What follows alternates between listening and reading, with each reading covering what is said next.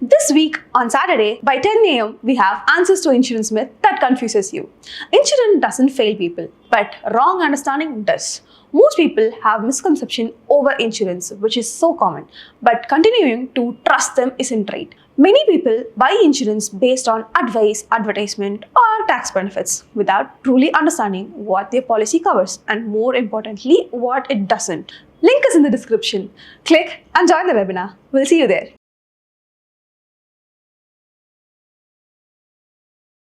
Investing for children. There's something that I learned from my grandfather, and that is to create an independent financial identity for a child very, very early. I've been having a PAN number and an independent bank account from the time I've been a child. So, what did my grandfather's generation do for me? They would put some money for every birthday. Whenever they make a windfall in business or in an investment, they would take a very small sum of money and put it in the name of each grandchild. And importantly, this investment was only in a bank account or in a fixed deposit. They didn't know about the equity market then. Our family's first brush with a listed equity was when I became an investor. They never trusted equities like we believe in them. But still, the habit of investing in the name of a child and creating an independent financial identity for each child is something that I think was spot on. It was the perfect thing. Many people don't do it. And what is the excuse they say? They say that anyway I am investing in my name, it's only for my children. But when they need to buy a plot, when they need to travel, when they need to give money to their siblings for some reason, when they need to support their parents, when they need to upgrade their lifestyle, this money comes out of the investment and gets repurposed. But in what my grandfather did, the money was never repurposed.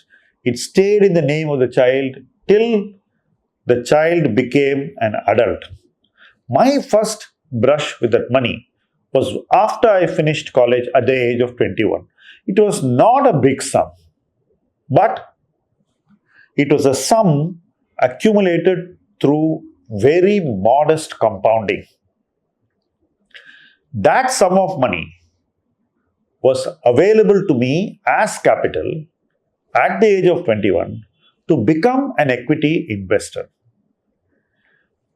All the wealth that I have today comes from that seed capital. Interesting, right?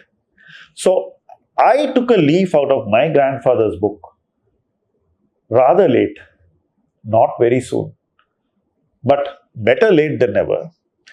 And I invested in the names of my children from the year 2019 in mutual funds. Interestingly, I didn't open a demat account for any of them. I didn't buy any shares for them. I just invested in mutual funds. Initially, until the two waves of COVID, I did not even start an SIP. But after COVID, my colleagues pushed me to start an SIP in all their names.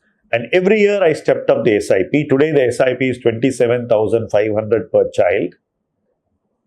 Over these 6 years, I have invested a sum of 27 lakhs per child. And the corpus has reached 1 crore.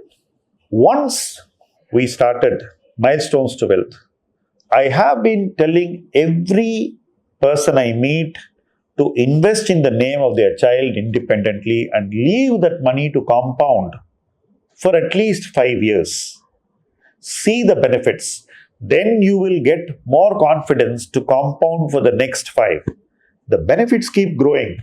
And at the end of 15 or 20 years, When your child is ready to go to college or get married or start a new career in another city, you have a corpus of money ready and waiting.